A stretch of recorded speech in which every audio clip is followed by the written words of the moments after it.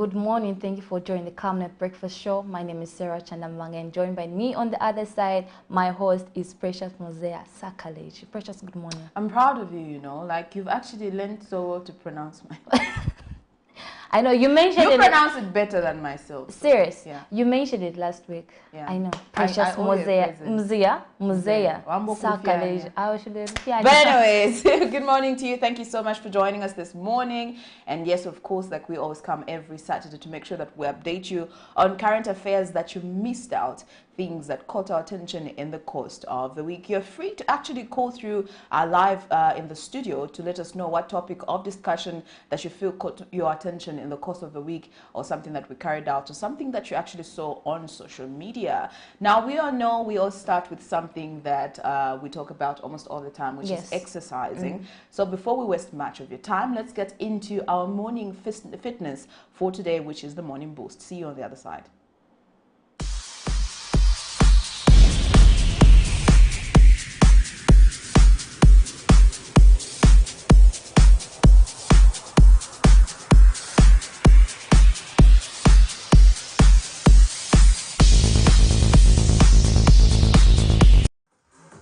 Good morning and welcome to Morning Boost. I'm sure you've been following our programs and not just watching but also trying to exercise. So welcome, and today we're going to be working on the abs. All right, let's go. Warm up.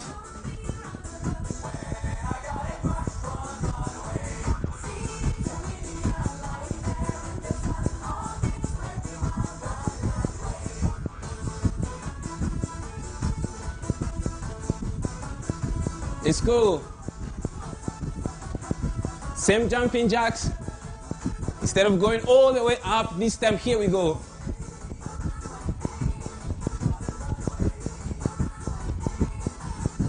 That's your warm-up today.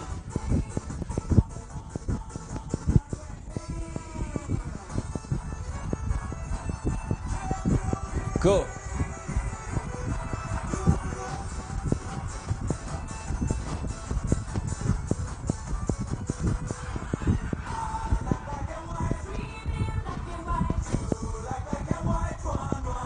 All right.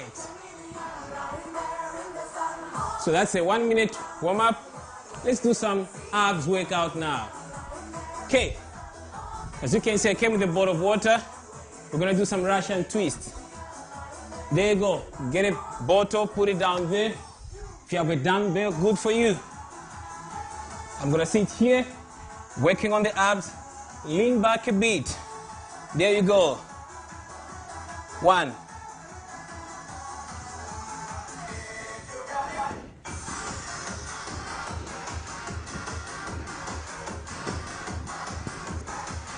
7.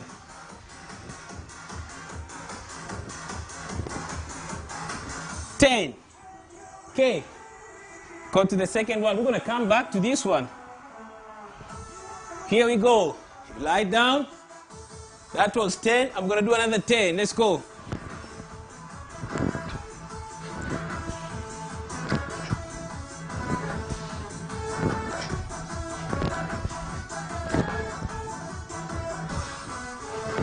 That's 10. Bring back the bottle. Let's go. 10.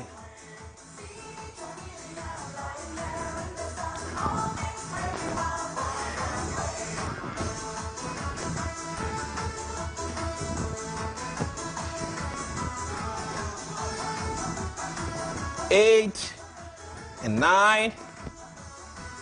10. Go down. Let's go. 10. 1, 2, 3, 4, 5, 6, 7, 8, 9, 10. So that's the set, which is 40. If you want after that, you can take a break. Let's do another one now. Still on the abs. Okay. I'm going to be now sliding on the side. Let's go. 1, 2, 3, 4, 5, 6, 7, 8, 9, 10. Okay, 15-second break. Then you go back to the workout again. Another 10. Let's go. 1, 2, 3, 4, 5, 6, 7. How many? 8, 9. 10 for those that are watching on Facebook. So that's 20. Here we go now. Elbow to knee crunches. And then we start doing it, okay? Let's go. 1, 2, 3, 4, 5, 6, 7, 8, 9, 10. Change. Go. 1, 2, 3, 4, 5, 6, 7, 8, 9, 10. All right. So you've done your abs workout for today. And we do that again. And it's going to work out fantastic for you. Let's cool down. I only have seconds to my 5 minutes now. And very soon I'll be signing out. So that's how you do your abs workout. We did 3, if you noticed. So let's go march and start cooling down. March, march, march. All right, ladies and gentlemen, thank you so much. I've enjoyed my session with you. Looking forward to train with you again. Let's go. Well, there you have it. Like we say whenever we get to have that segment, is that you don't have to wait for Saturday or wait for the breakfast shows during the week to work out. You can actually have a workout plan during the week. I don't know the type of a person you are when it comes to workout. There are those that prefer working out in the morning before work, or those that do it after work. So just find time to exercise, take long walks. Yeah. Sarah has been doing squats. We can see the results. The results. So just find time to work out. Definitely. But anyways, remember that you can get in touch with us on 0965. What's the number? 0967. No, wait. 0968. 675273 0968675273. Would like to hear from you, and also where you're watching the breakfast show from, or if there's any concern in your community or something that you saw on social media, or even one of the news items that we carried out, you can actually get in touch with us and let's get interactive. What do we have next? Next we have the health corner, where we're going to get educated on how to keep ourselves healthy, and also how to prevent certain sicknesses or diseases in our community. So right about now, we're going to go into the health talk.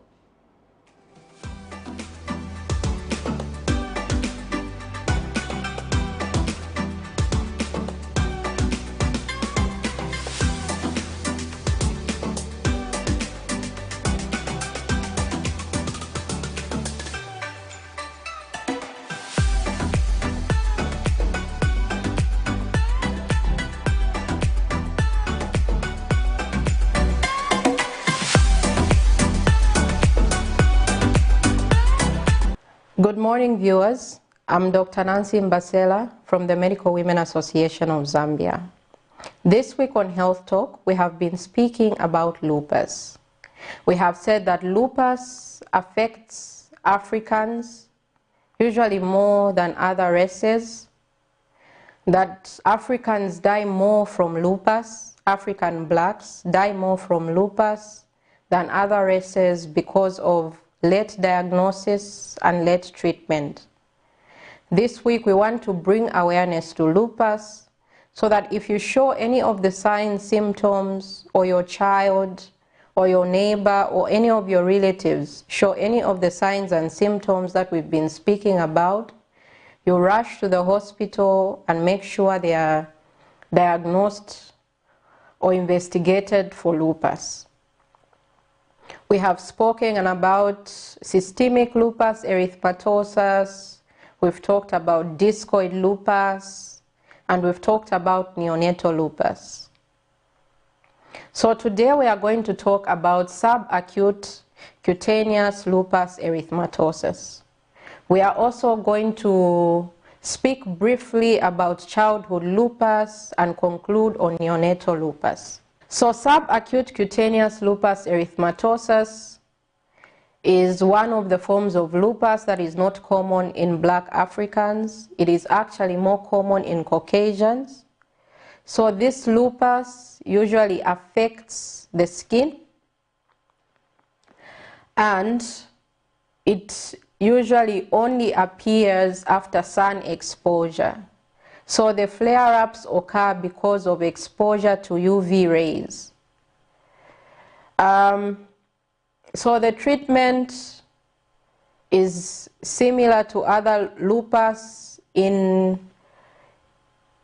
times when the rash is excessive, or we can say if the rash is too complicated.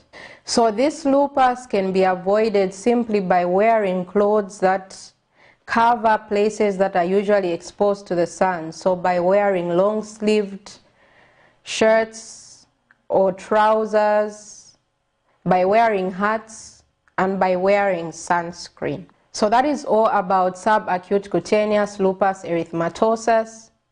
Yesterday we went into neonatal lupus. We said that it usually occurs because a pregnant woman has transmitted autoantibodies to the fetus, and this baby, when they are born, in a few weeks they'll present with a rash, and rarely they'll present with heart conditions. So we said that the rash usually goes away on its own, but I can't overemphasize today that even if the rash will go away, it's very important for mothers not to miss appointments. So if your child has lupus, yes, the rash will go away, but you should still see your doctor so that they can observe the rash, make sure there are no infections, and also the child has not presented with cardiac or heart problems. So we also mentioned that with heart problems, these can be treated or they can be managed,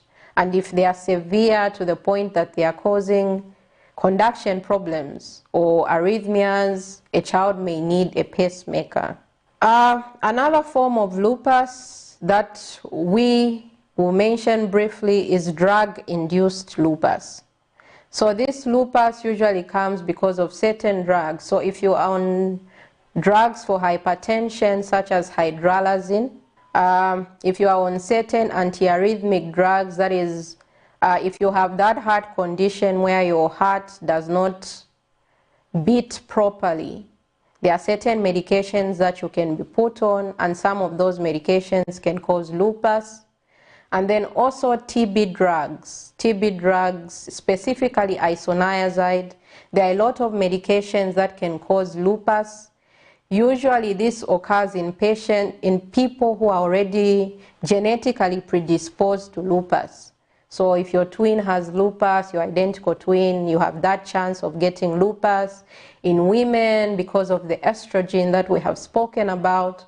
So whenever someone gets drug-induced lupus, the presentation is similar to systemic lupus erythematosus, but it is less severe than systemic lupus erythematosus most times, and it goes away completely once the drugs have been stopped for the past 6 months. So if you have symptoms of lupus, you're on TB medication, or they change your antihypertensive from hydralazine to something else, by the time it's 6 months from now, your lupus would have gone away completely. Another rare form of lupus is childhood lupus. So we said that lupus mainly affects women of childbearing ages. So childhood lupus usually affects children who are less than 10 years old, and rarely does it occur in children who are under 5, with the exception of neonatal lupus. So in children, usually lupus is very severe compared to adults. They present early with kidney function problems, so their kidneys start to fail earlier than if that systemic lupus erythematosus had presented when they were in childbearing ages. So they will also have other symptoms of lupus that we've mentioned, like fever, joint pains, that distinctive rash that we spoke of that looks like a butterfly on your face. And if your child has any of these symptoms, the rash, the joint pains, the fever, make sure you take them to a hospital. Make sure they are screened for lupus, and if they are diagnosed, they are treated, because the key to decreasing deaths due to lupus is through early diagnosis, early treatment, reducing flare-ups, so by stopping smoking, by making sure you don't go into the sun for a very long time, by wearing sunscreen, by reducing the amount of stress that you're under. These are the ways that we can prevent lupus. So if you have any relatives, children, neighbors that you think may have lupus, advise them to go to a hospital, because like we've said, lupus can be a very dangerous disease.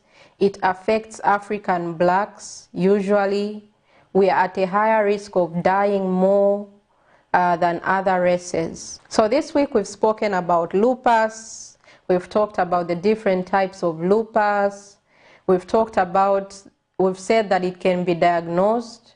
We've said that it can be managed. We've said that it's chronic, so it is going to flare up.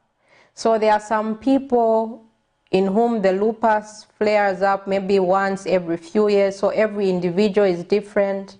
And then there are those who flare up every few months, even just after treatment, the next day they'll flare up. So avoid all the things we've spoken about that can lead to flare up. Make sure you get checked, make sure you get diagnosed, and you get treated. I've been Dr. Nancy Mbasela. Thank you for joining me on this week's Health Talk.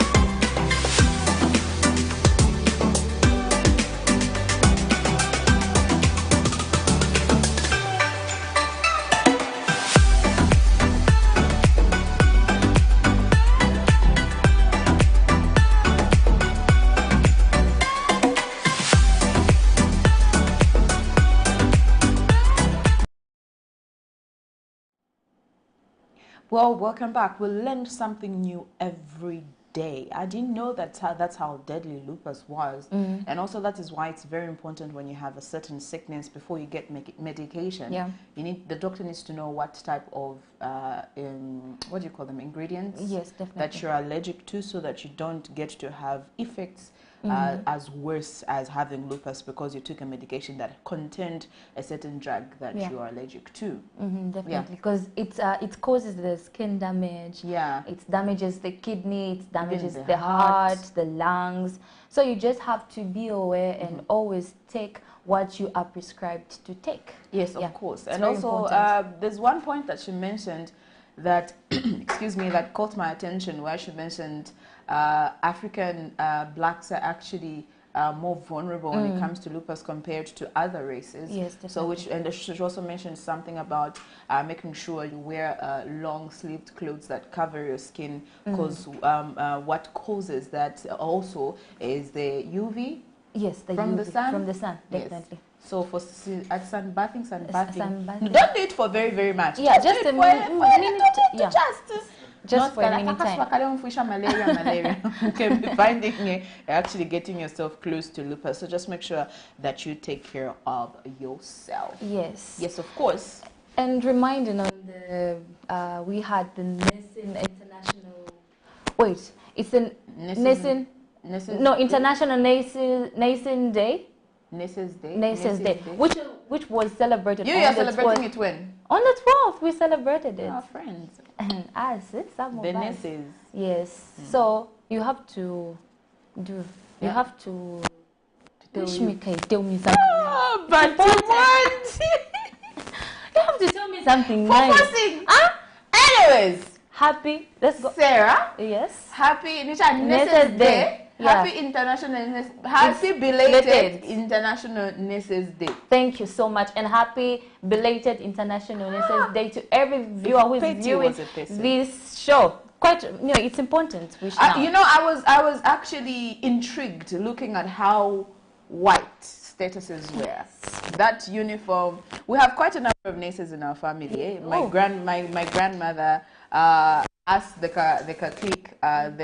grandchildren. One of 3 of my cousins are actually nurses. So don't be shocked. No, I won't be when shocked. you see me getting in the uniform in the future. So yeah, happy Nurses Day to you and the rest of the nurses that we have in our country. What did you do? What did you do? It's registered nurse.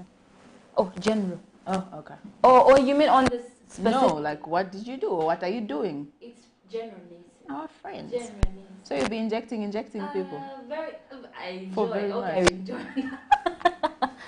But anyways, 0968675273 is the number that you're catching us on live in the studio. Right about now, we just take a quick short break and then we'll join you with the conversation on the other side. Are you a married man or woman? Are you encountering challenges in your marriage?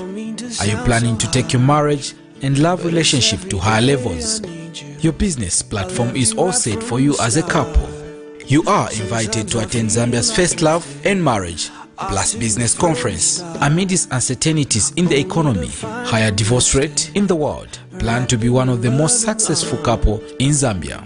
Date 28th May 2022. Time from 9 hours to 16 hours. Participation fee 1,200 kwacha per couple. Lunch inclusive.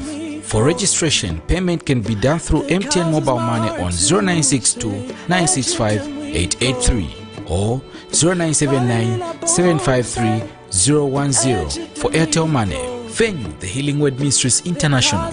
Speakers, Professor and Mrs. Catherine Munkumba. And your hosts, Pastors Victoria and Moses Chilu. This is a must-attend conference. Plan and make a date with us. Your lives, marriage and future will never be the same. Remember, we are born for greatness. Book for your seats by calling 0962 965 883. See you on the 28th May 2022. Your love always brings me back.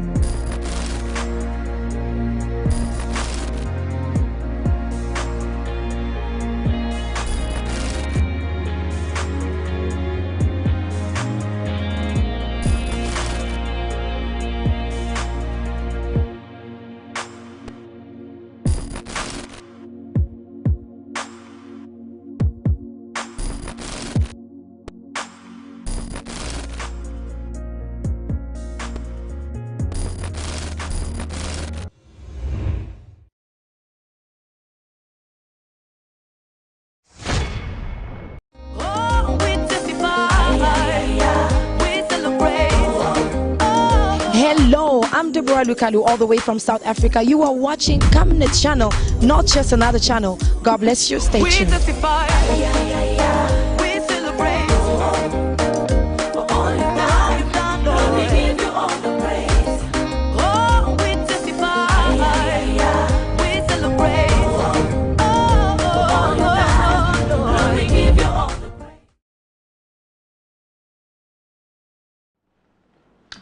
And there you have it. We're going to go into the money market right now, right? So we'll be going into the money market. The United States dollar, it's buying at 16.81 ngwe, and it's selling at 17.15 ngwe. The British pound, it's buying at 20.47 ngwe, and it is selling at 20.87 ngwe. The euro is buying at 18.89 Ingwe, and it is selling at 19.26 Ingwe.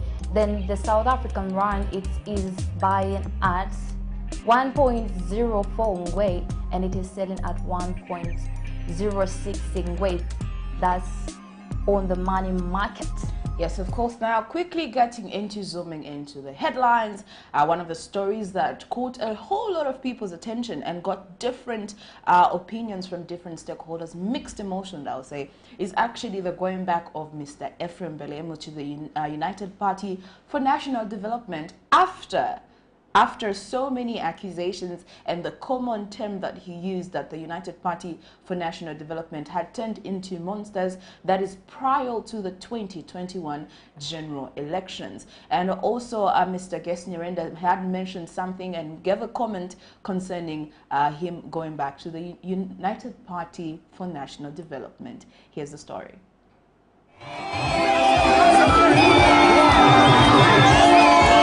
The Zambian political fraternity is never short of drama as citizens witness former United Party for National Development Mbawala constituency member of parliament Ephraim Belemu go back to the UPND, a party he had accused of turning into a monster. Today has turned into a monster that thrives and eats its own babies, especially the royal babies.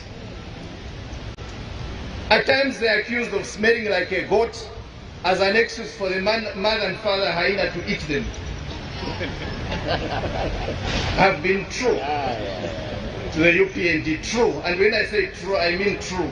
For a second, one would be compelled to think, after being outside the party for 1 year and undertaking reflections, Mr. Belemu would have decided to become a monster too. It tells you that at any given time, the UPND has a higher chance, assuming that's where you are going to get the senior officials that will serve government, has a higher chance of picking a crook than any other political party.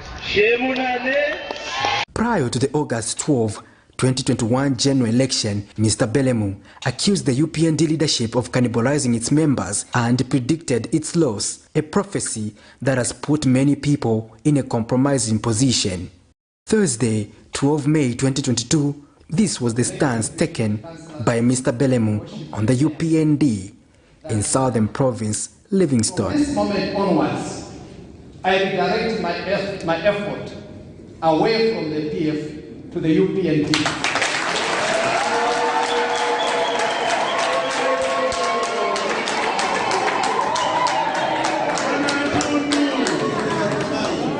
To champion an agenda I believe in and associate myself with. I don't think that we need to be talking about which tribe is better than the other. But for me, I believe that I must enjoy my liberties, my freedoms, my association, my rights. And so far, the UPND has demonstrated that it's able, together with all of us, champion that cause on behalf of the Zambian people. The former lawmaker was well received by senior UPND officials who included, among many others, Land Minister Elijah Muchima, Information and Media Minister Chushika Sanda, and Party National Youth Chairman Gilbert Riswaniso. But the others, I'm still doubting, because the way they are behaving. But anyway, we can still worship. They can be greedy. Zambia! Zambia! I'm very happy.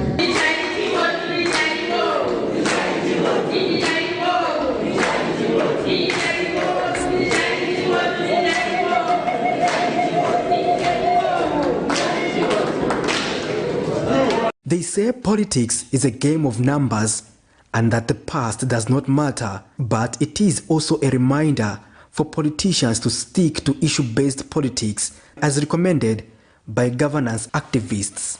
Patrick Soko, Camnet News in Lusaka. The defection of former United Party for National Development Mbawala constituency member of parliament Ephraim Belemu from the PF back to the UPND has taken social media by storm as people are now questioning the sincerity of politicians.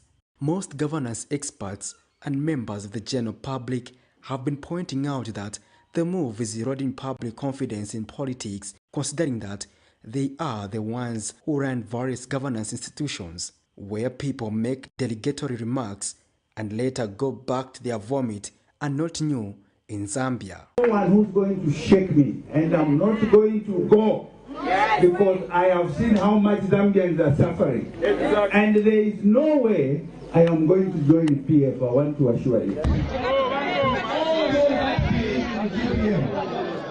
All my supporters, I want you immediately to resign from UPND and rejoin Patriotic Front PF. Shows you that at any given time, the UPND has a higher chance, assuming that's where you're going to get the senior officials that will serve government, has a higher chance of picking a group than any other political party. My effort away from the PF to the UPND. Operation Young Vote Executive Director Ges Nyirenda says despite Mr. Belemu exercising his freedom of association, the move paints a picture that most politicians are not principled. Fools. And look, we don't want to continue on the trajectory where the politicians begin to think that they can jump from one political party to the other as it fits them. And for us, it's confirmation that the man or the comrade is only interested in being close to the ruling party.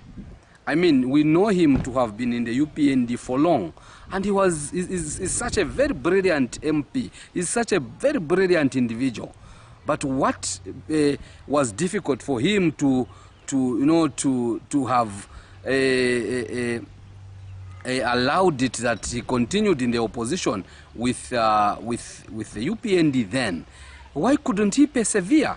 Now that others persevered and they won the seat, I mean they won the elections, and he wants to begin to say, no, now they are good. He actually castigated the UPND left, right and center when he was being welcomed by the PF. He has since advised the UPND leadership to distance Mr. Belemu from decision-making positions of the party. UPND, yes, he has come, welcome him.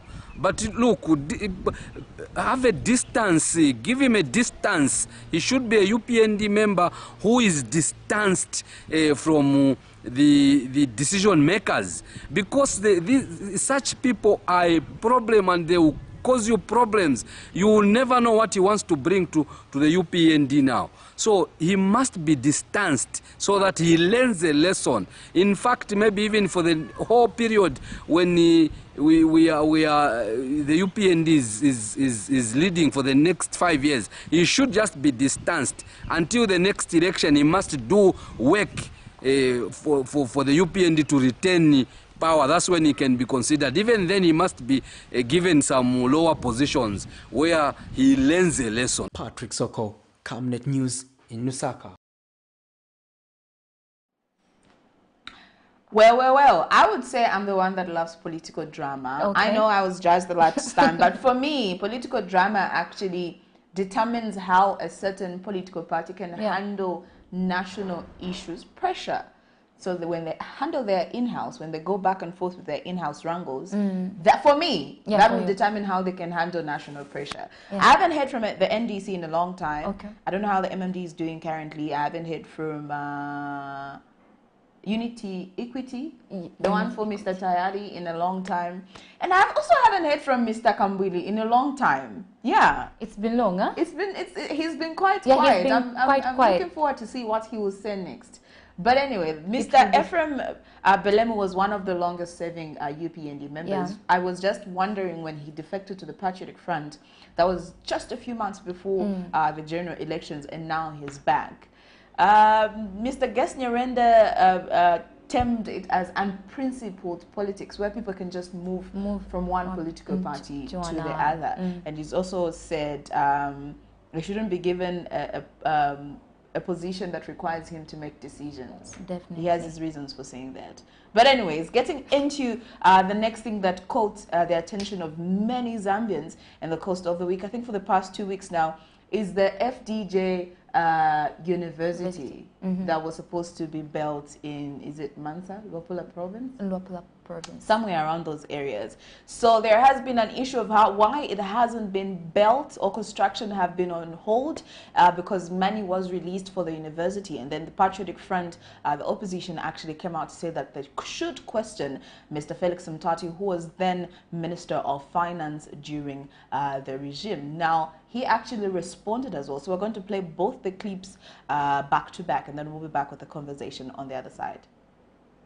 Since revelations hit the media on the stalled construction of Frederick Titus Jacob FTJ University, a number of stakeholders have given their perspective, while most pointing fingers on the previous administration of squandering the alleged $33 million. However, during a press briefing held Wednesday in Lusaka, the opposition Patriotic Front have added their perspective to the elephant in the room, dismissing all allegations, suggesting they mishandled the project that was to benefit the Zambian people, especially that of Luapula province. It was a well-packed house geared to respond to some of the assertions surrounding the matter. To start with, former Higher Education Minister Professor Nkanduluo has clarified that the $33 million in the question was for the construction of two universities in the name of FTJ University of Mansa District, Luapula Province, and Northern University of Northern Province. So when you hear the FTJ University project, it actually involves two universities. That is the FTJ in Mansa and the Northern University in Kasama. And when you hear the $33 million that is being peddled around, it doesn't mean that all the $33 million was to go to FTJ. It meant that some of it goes to Northern University and some of it goes to FTJ. So I want to put that on the table so that when people are talking and when they multiply the $33 million into Kwacha, then they say, ha, $33 million to FTJ. No, it's a split between two universities. And Patriotic Front Acting Secretary General, who served as Luapula Province Minister then, has also given his side of things. Justice gave a go-ahead to the minister or the Ministry of Finance to go ahead and source money from an external bank in China for the construction of the FTJ University. All that was happening in Lusaka, away from my position as provincial minister. For us, what we saw was the arriving of the contractor on site.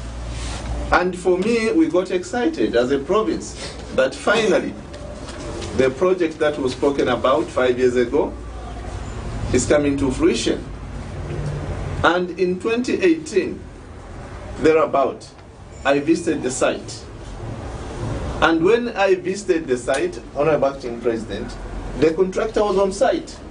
Meanwhile, the PF Acting President, Given Lubinda, has challenged the Zambian people to probe where the answers are and not be tricked into believing in what it terms smoke on the fire. It was passed on to other ministers of finance. The other two ministers of finance are no longer in government.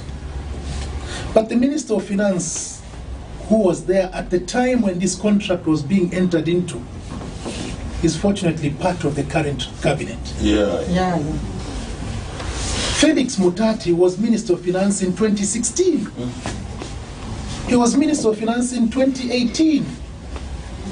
He stopped being Minister of Finance in 2018 when he was moved to Ministry of Works and Supply. If these transactions were taking place at the time that he was Minister of Finance, surely can't he simply go to Cabinet and explain that, look, in this contract, money was paid, but that person interfered and took this money? Can't he do that? Still, the question that beats an answer is, where is the money?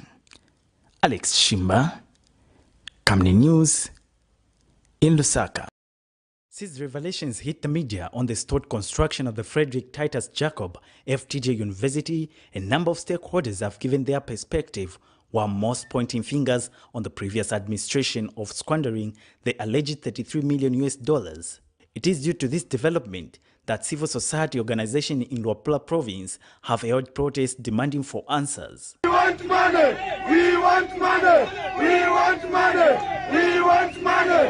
We want money! However, during a press briefing held Thursday in Lusaka, the opposition Patriotic Front have categorically put it on record, washing their hands clean, claiming that instead of pointing fingers at them, the man who has the answers in this FTJ saga is the current Minister of Science and Technology, Mr. Felix Mutati, who was the minister in charge of finance while the transactions were made. On to other ministers of finance. The other two ministers of finance are no longer in government. But the Minister of Finance, who was there at the time when this contract was being entered into, is fortunately part of the current cabinet. Yeah. Felix Mutati was Minister of Finance in 2016. He was Minister of Finance in 2018. He stopped being Minister of Finance in 2018 when he was moved to Ministry of Works and Supply. If these transactions were taking place at the time that he was Minister of Finance, surely can't he simply go to Cabinet and explain that, look, in this contract, money was paid, but that person interfered and took this money? Can't he do that? But in a statement available to Camnet News Friday, the Minister Felix Mutati has clarified that the payment of FTJ University followed his removal as Finance Minister, as evidenced by the letter from State House dated 14 February 2018. The minister has also revealed it was after his removal that first payment was made of about $8 million on 28 February 2018. Furthermore, other payment followed of $8 million in March, another $8 million in April, and the last payment in June of 2018, bringing to the total of $33+ million in question. To answer the question, to who was the payment made, the minister has revealed that it was made to the China Energy Engineering Group. While this information has been brought to light, one would ask when the Anti-Corruption Commission will institute investigations on the aforementioned company to answer to how the money was split. Camnet News will monitor this issue to its logical conclusion. Alex Shimba, Camnet News in Lusaka. Well, they say Anishi. The party. Anyways, that is what's going on concerning the FTJ University. We're hoping to hear what the conclusion concerning that issue will be, because honestly speaking, 33 million United States dollars is a lot of money. A lot indeed. It's a lot of money. It's It's a lot. a lot of money. It's the fact a that lot. it's in million in the United States dollar, I'm trying to figure out how much. Converting it to kwacha. I don't, because I don't think It's I can a lot. pronounce that figure. But anyways, quickly moving on, one of the things that actually gave me a smile, put a smile on my face, is that the CDF, the Community Development Fund, actually given to different communities, was actually increased, so which gives a greater opportunity to people in communities to take advantage of the funds. Now, one of them is actually the Chivolia compound. We all know Chivolia compound is known for drug abuse. Yes. For illicit activities. And while we're talking about Chivolia, I remember there was a time I was actually on public transport, and this man was nabbed.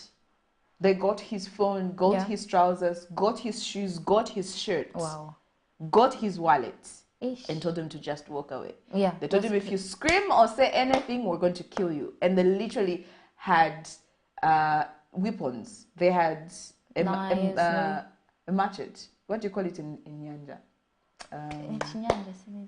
I've forgotten. That big knife? Yeah. Yes, they had that.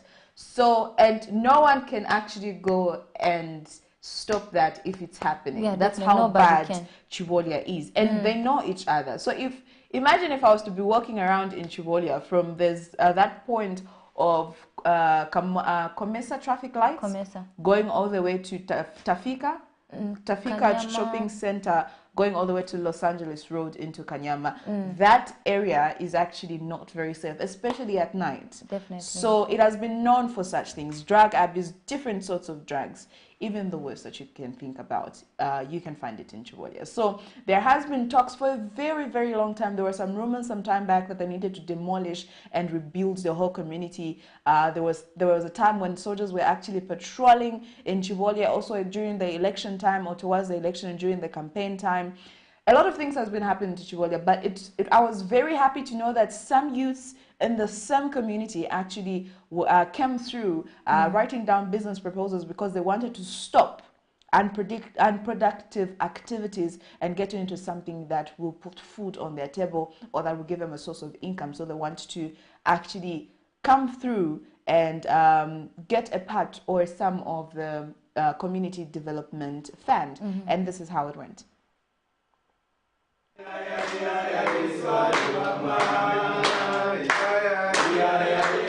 This is a group of youths in Lusaka's Chivolia compound, representing a total of 200, who say they want to turn away from illicit activities in the community and contribute positively to the country's development. Chivolia compound has for long been labeled problematic, as it is regarded as the center for activities like drug and alcohol abuse, as well as theft, among others. The youths who spoke to Camnet News, however, say they have received a second chance of life through the Constituency Development Fund (CDF) by submitting business proposals. Tingalekoshe example yabantu benango efetezobera abantu stinganami nabantu bezomenya albena lizonke banje ngompoko uri spell bendrama ngombera muntu zachita kwanza ubeko sakirira but la CDF babesikandele batshila kupoza ko nani so abatfuna shema nshito letfuna nabatantu benango kwandele bana salamu mulize condition ifetsangana example nalele ngazathinda zatsikomkamo nasi mwaziva nonga sikomo kulo president botilekera bo banani kaimunga isisinga ene sininga nami ine kuchivolia bamena wakati bot passage program efinye keneteka bola background ine sininga nami nenze kupanga lokubali sininga nami nenze kupanga lokubali kane ndebe bochita peze kane nonkala chemchivolia so chi nice my youth jambo kwame support ile ndo chitanani my practice coach Akeli I said enjoy the boxing, music, what dancing and what footballing. Was it quite easy? So would like this thing which they are supporting us, the supporter, would like them to be coming and supporting us so that we can go far. Meanwhile, Hari Mwangankumbula wa 12 Councillor Mr. Aaron Mwanza says the youth will be trained in various ventures to set an example to other youths in the compound. We shall use this opportunity for CDF to empower this group. Definitely they are going to be empowered. They will form a cooperative which will be empowered in different types of skills that they will be doing. Then you want also those who want to do skills, go for training. We have identified a school, be it within our area, and also the Kanyama Youth Project that will also be training our youths in various skills.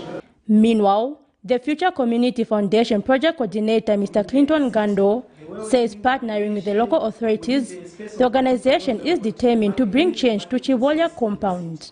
So I just appreciate these youths who are with me here for their positive action, like the positive mind which they have, and they are promising us to say this issue we complain about drugs, we won't hear about it. This issue complain about the gun robbery, they are promising to say no, will be the whole community, Chivolia community, will be totally transformed. The Ward Development Committee chairperson has also added his voice.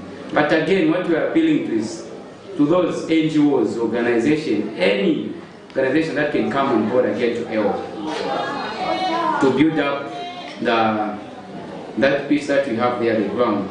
We put like everything together. We can put a basketball court, we put a, even for women, tennis, everything, so that they can participate. The youths who say they plan to engage in many business ventures, among them welding, livestock and music, have not shied away from showcasing their skills.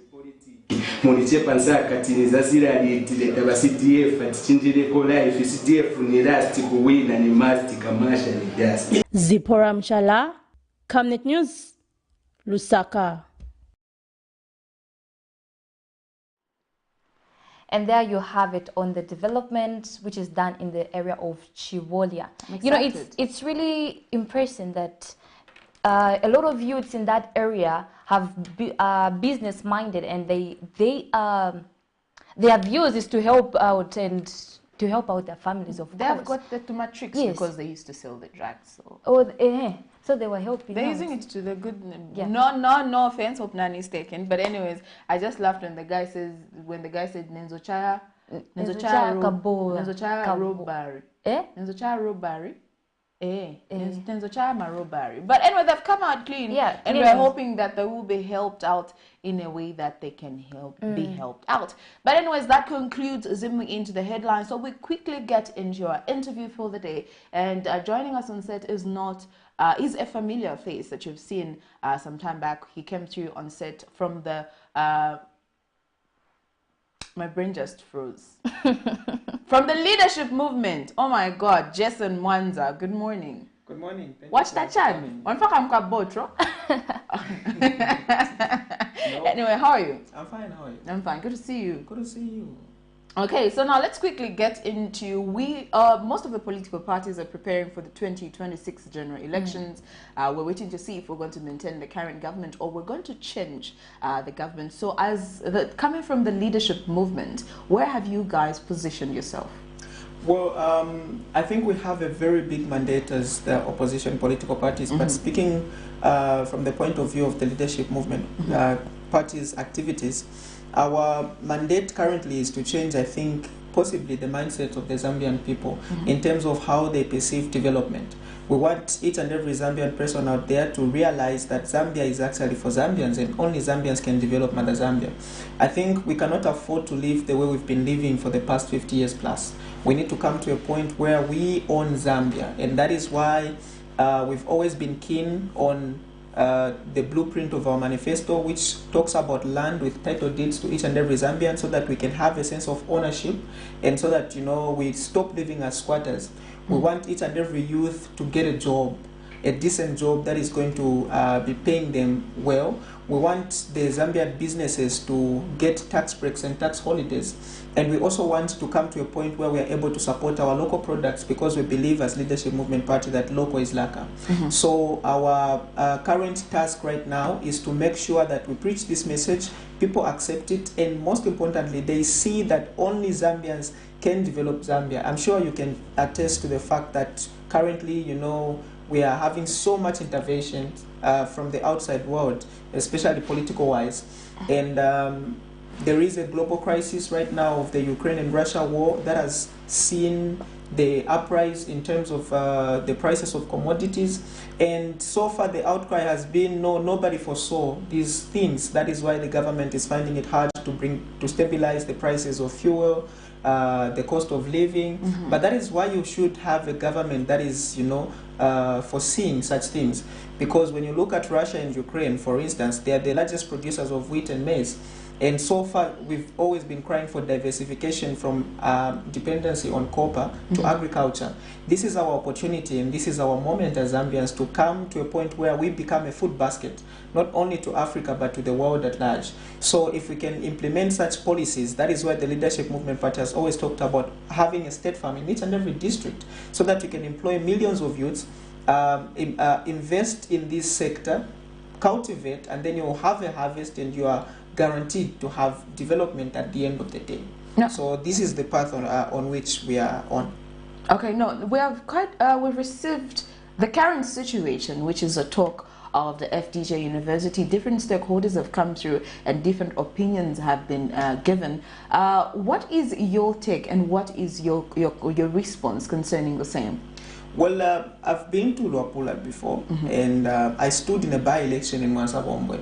And I know sometimes people think when you are in Lusaka, then life is much better. You've got roads, you've got high schools, you've got universities, and so you think there is an inch of development. But when you go to such places like Luapula, you actually discover that we are still lagging behind in terms of development. Development is very slow, and you might even wonder whether those people get to have MPs and local ward councillors.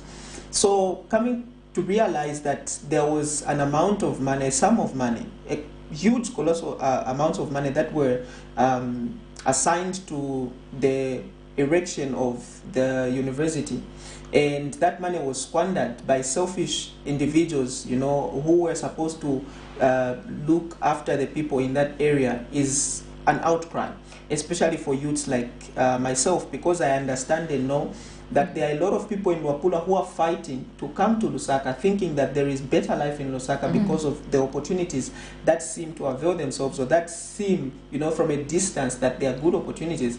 So why don't we take these opportunities back to that place? Why can't we take universities, secondary schools, good roads, hospitals to such places?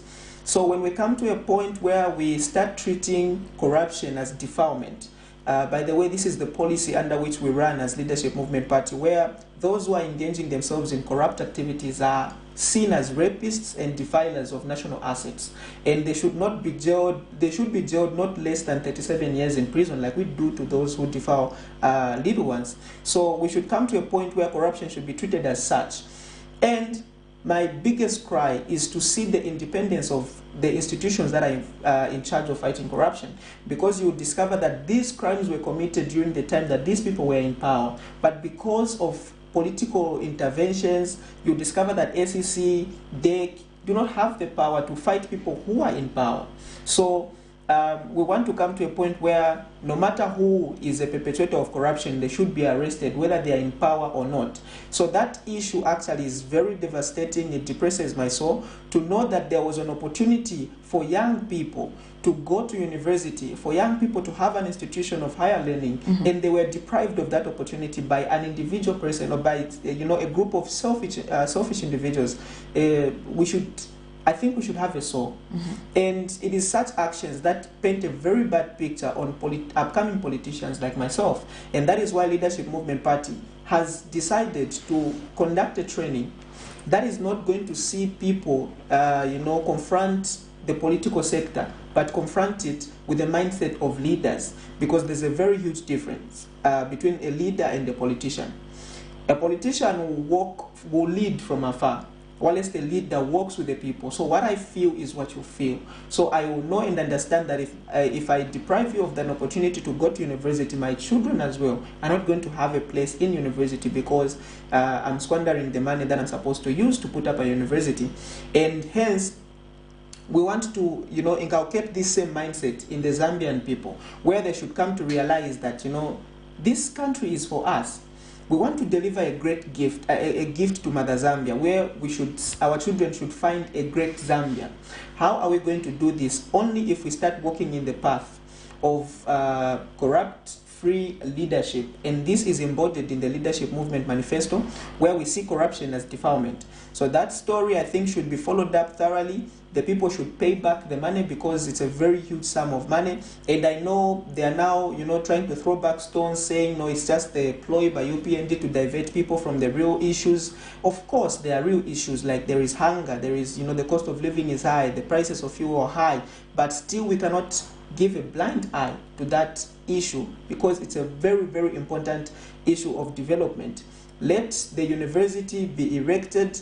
Whoever got the money should pay back that money, because it does not belong to them, it belongs to the public. Okay, Sarah?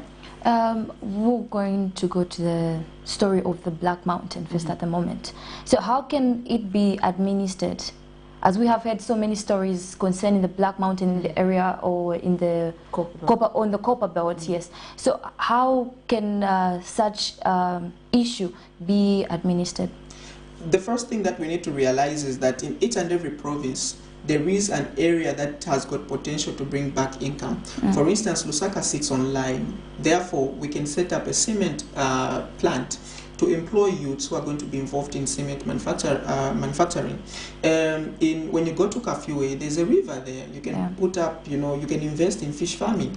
So when you go to the copper belt, we know that the major potential money-making industry is mining. Therefore, when you identify that potential, you start inculcating capacity, especially in the youths, to own those industries and to run them. Unlike what we have always been seeing, where, you know, there isn't so much capacity building in these people, such that now we're giving our industries to the foreigners. The issue of the Black Mountain was done just to put up an impression that the UPND are actually working according to their promises, because they had promised the Zambian youths, the mines. And so it was a matter of now trying to prove a point, and so it wasn't done in, in the way that it should have been done. First of all, we should have looked at capacity. How much capacity have we built in the youths to run this mine? Number two, what safety measures have we put in place to make sure that those that are going to be involved in this mining in the Black Mountain are going to be safe? Number three, when they are making money, what is the channel they are using, to make sure that they sustain that money, that it also helps them and it goes back to the community? And then number three, number four, how much support have we given them as a government to make sure that there is equipment that they're going to use in order for them to set up proper mines? So you discover that there isn't much help that was given to them. So the channels that were used are actually questionable. When you look at the criteria that they used to give the Black Mountain to the youths, they cannot answer themselves because they do not understand the criteria that they used. It was a rush. They did it in a haste, so now it has haunted them back. So we wish to caution the UPND government to start looking at real issues of capacity building, especially in the youths. When you are a political party, you need to have a good blueprint that is going to see you not only looking at a 5-year tenure, but 20 years from now. What impact are your actions going to have 20 years from now? And this is what we've been doing as Leadership Movement Party. For instance, right now we are on a trajectory to train 4.5 million Zambian youths. So we know that even 20 years from now, people will still say we were trained by the Leadership Movement Party President Dr. Richard Silombe to become entrepreneurs, and here we are. Now we are able to sustain ourselves. We know and understand that government cannot employ everyone, so entrepreneurship is the only salvation for Africa, not only Zambia. Hence, once you start implementing such policies, you discover that 10 years from now you'll be able to have sustainable development. But when you rush into decisions such as they did when issuing the Black Mountain to the Zambian youths, I think these are the problems that now we begin to incur, such that there is no safety, there isn't good equipment, there isn't much help from the government, and so it was just a sham. Okay, great. Just before we run away from the topic which you actually mentioned, talking about corruption, we've seen quite a number of prosecutions and back and forth in the courts of law, and we've seen that half of the people that are being prosecuted are those from the former ruling, which is the opposition, the Patriotic Front. How best do you think corruption can be handled? By first making sure that the institutions that are fighting corruption are independent. That is why personally I've always tried to suggest that the appointment of certain public officers should not be done by politicians. For instance, right now, people are talking about the issues to do with the DPP and whatnot, and it looks again like a political fight because the DPP was appointed by the former regime, and hence so now the UPND want to point their own, and so now it looks like that. But what if the DPP was appointed by an independent board? What if the bosses, the topmost positions given to people in SEC and in DEC are actually given to them by independent bodies, such bodies that comprise of people from civil societies, non-governmental organizations, the government itself, the church. So when those people come together, people put up applications, and then this board appoints, such that so that when there is a foul, this board should be in charge of making sure that people are answerable. So the people who are fighting, who are at the forefront of fighting corruption, should be answerable to this independent board. Unlike where a politician today will appoint who is the leader of DEC, who is the leader of SEC, we know and understand that you can't bite a finger that feeds you. Sure. That is why for so long we've always seen now issues coming out after people have now left power. So we had issues that had to do with the health sector. Staluchi Lufia accused, but still he held on to the title of minister. that was a very big disappointment. Now in the UPND, we had a case that had to do with fertilizer. No, there is a scandal here, but again, we saw the same pattern that was in the PF, where they did not follow through with that issue. So now this looks, no matter how genuine the fight against corruption is, it will still look like a political witch hunt, as long as these bodies are not independent, because now we know and understand that these bodies are under the president himself. Therefore, it will still look like a political witch hunt. So the best way to approach the fight against corruption is to make sure that they are self-sustainable. There is no interference from politicians in the leadership of institutions that are supposed to fight against corruption. And then coming to those that are crying foul, if you know that you did not steal, you did not commit an offense, why don't you avail yourself to these institutions, let them check you through, and then you'll be able to prove yourself. I'm sure the major reason why a regime will go after a regime that was before them is to make sure that these people are able to prove themselves in terms of how they used public funds. So if you know that you are corrupt free, it should be an excitement to you that these people are coming after you so that they can prove to the public, because automatically people assume that politicians are actually thieves, they steal and whatnot. It should be you know, a chance for you to prove yourself. For instance, I'm the National Information and Publicity Secretary for the Leadership Movement Party. If, let's say, my tenure was 5 years and then I leave this position, they say they want to come and investigate me, I should be happy because I know how I was working. But if I automatically become defensive, I start attacking, then I send a signal to the people that actually there is something that is fishy. Exactly. So the fight against corruption should be done free of political interference. Then we'll see Zambia becoming corrupt free. Okay, so now getting into the development in the mining sector, there was the talks between the Vendetta and government, and also courts were involved and stuff like that. Do you think the mine should be given back to Vendetta? Well, first of all, the government is not explaining why the mine was taken away from Vendetta first. So when we answer those questions, why was it taken away? Why do you want to give it back? What has changed?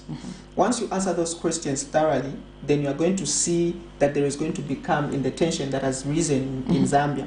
Number two, as Leadership Movement Party, we've never celebrated the fact that other people should come and tell us how to run our own industries, you know. So it's never an excitement for us to see that larger shares are going to the outside world, to foreigners and whatnot. So no matter how much money you are promised, you will never earn more than your boss. So as long as we are giving them entirely our mines, no matter how much money they promise to invest in our country, we will not make more money than they will make. So those are businessmen, those are business people. So if they offer you they tell you, we're going to give you 1.5 billion, we're going to give you 2 billion as an investment, you know, just give us tax, just let us go tax-free for a certain period of time. Just know that they've already calculated their moves. And they know how much they'll make. Exactly. They know how they are going to bring back that money that they're going to invest, and how much more they are going to make to sustain themselves and their future. So as Zambians, we should now start questioning ourselves. Where are we going wrong? Don't we have capacity to run these mines? If at all we don't have capacity to run these mines, why don't we send our people, those who are graduating from the School of Mines, go to China, go and do a survey, go and learn what are they doing with our copper, what industries have they put in place, what are they doing to add value to this you know, copper that we're giving them raw. So now when they come back to us, they're going to be able to start to put up that same knowledge. So the education system that we have in Zambia has already failed us. It has not put out people who are practical, who can put their skills to use. So it's only theoretical. And we've embraced an education that is colonial, an education that was put in place just to help us communicate with our masters, and also to show us what to do with the things that our masters have brought in, such as machines, cars and whatnot, so that we are able to work for them better. And this is the same education that we've embraced. Look at India, for instance. India, 1945, did away with the colonial education, and now they are doing fine. When you look at the best countries right now, they have a new system of education.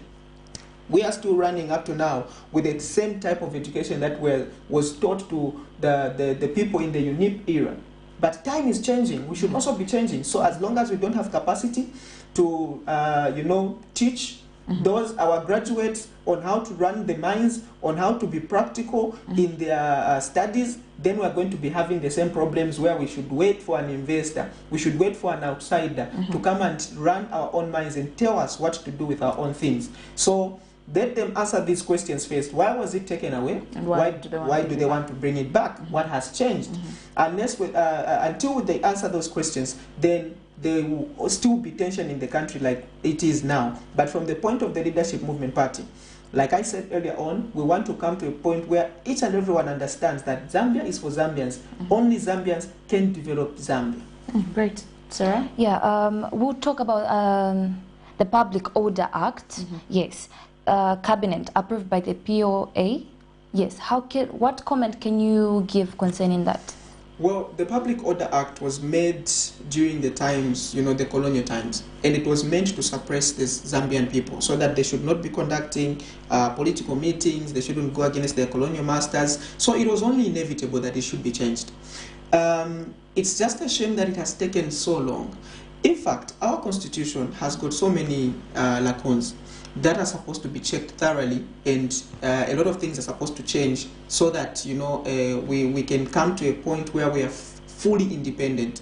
As long as we still have got things that were meant to suppress us working, put in a blanket of no, this is working for you, we'll always be having problems. So I think the Public Order Act was supposed to be changed at least somewhere 2016. I'm sure the Patriotic Front had promised, in fact, to change that Order Act, and it did not come to fruition. And we've always, as Leadership Movement Party, advocated for the fact that this act is supposed to change. Let it be checked and let it start working for the Zambian people. The Public Order Act, I think, was made somewhere in 1957.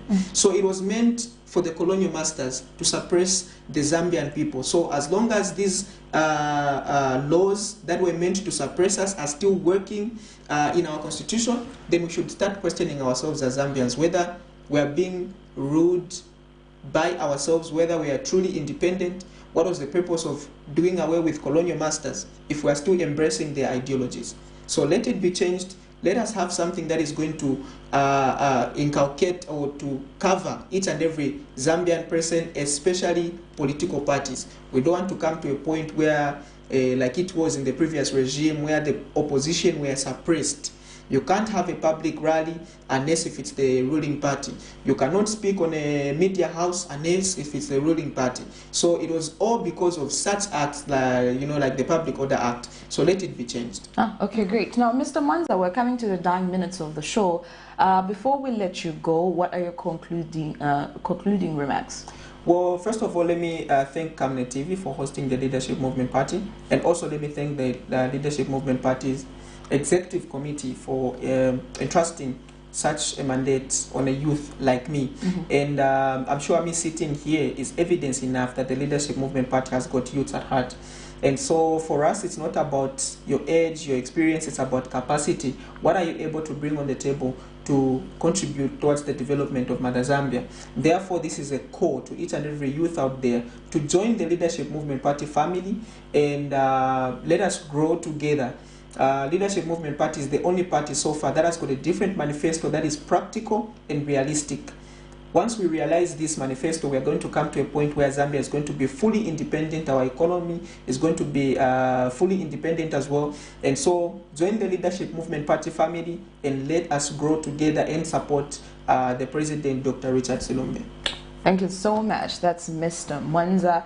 And also, we have come to the end of the show, unfortunately. Yes. But I'm not excited. But anyways, thank you to you for actually coming through and watching the show from the time it started up until this hour. I would love to send a huge shout out to Fabian and Israel. The Ferraris of Met continued reaching the targets and continue pushing those numbers. And also to the rest of our viewers, thank you so much. I am Precious Mzea Sakaleji. And I am Sarah Chandamuvanga. And on behalf of the entire crew, it's good morning and thank you for watching. Have a beautiful day.